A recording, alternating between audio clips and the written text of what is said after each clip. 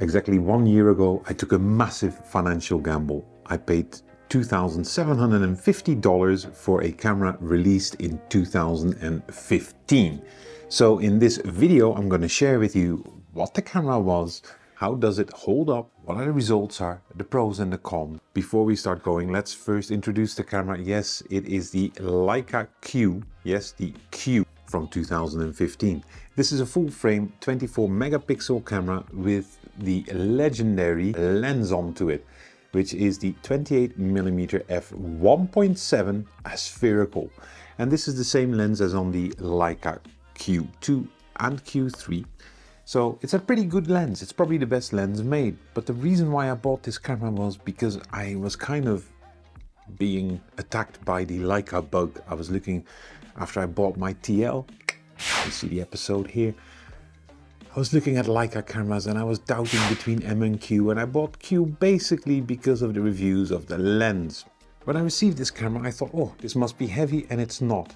It is literally 649 grams, including the battery, which is also one of the reasons why I chose the Leica Q over the Q2 is the battery. And you must be thinking, why in God's name would you do that? One thing often overlooked when it comes to this camera is that the battery is this little battery. It's about 300 shots, 350 shots. And the great thing is you've got a Panasonic battery, which is exactly the same. So it's very cheap. So if I look at the Leica Q and 3, you can see why I didn't buy those here in an episode. But in general, it's like, this saves me money because Leica batteries, original ones, are expensive, specifically for the Q2 and 3. One other reason why I bought this camera was pretty much because it's photography centric. Yes, it has video on it, but to be very honest, I honestly don't know why anybody would buy a Leica camera to actually shoot video. I don't understand it. Let me know in the comments what you think. Second reason is the size of the sensor.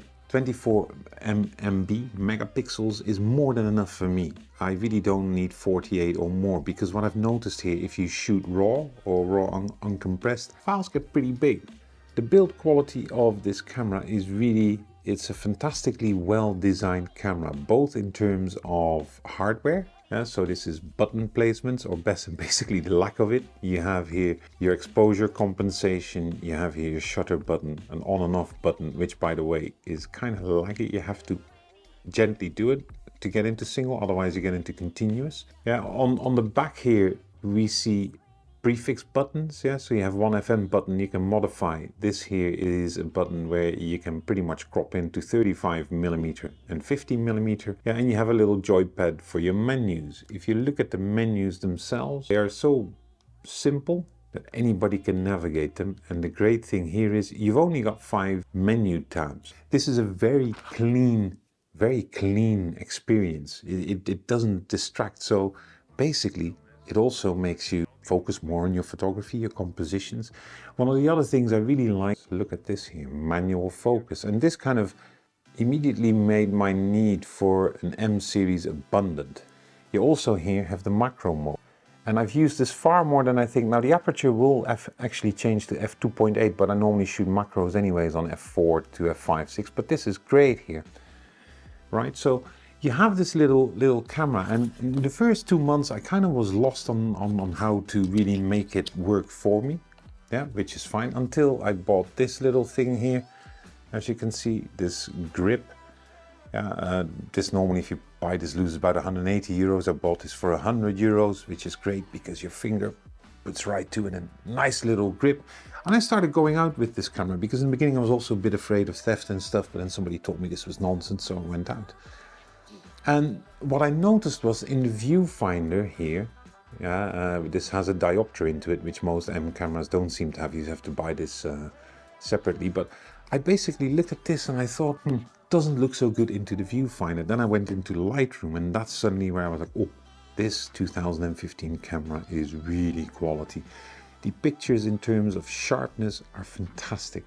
The color rendering, whatever you choose, because you do have a few presets in here, but they're not very good, and you can basically change your entire color settings from monochrome into vivid, whatever you want to. You can pretty much do that yourself by changing saturation, contrast, blah, blah, blah, manually, and then you just save the profile.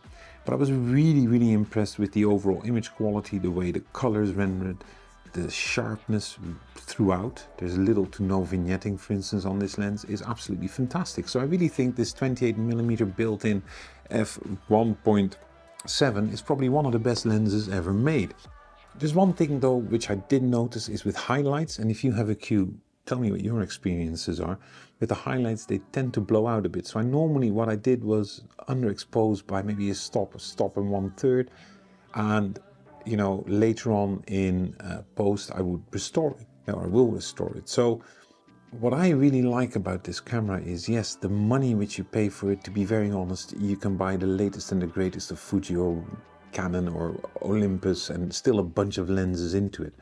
But as we all know, this thing 10 years later, look at how it looks. And it's only 641 grams, so it's fantastic, right?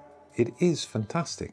And this is a camera, I think the same for the Q2 or the Q3 or whatever iteration you have.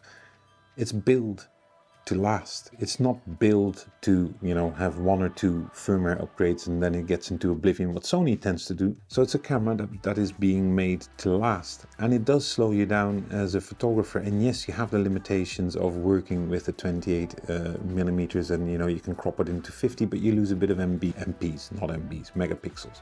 So that makes it great. But there's a few things about this camera you should know. Yeah, the price tag is now roughly between $2,000 and $3,000 depending on the state of it.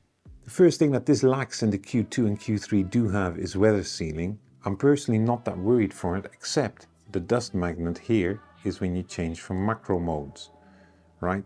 That's a bit of an issue. Highlights overexposing, fine.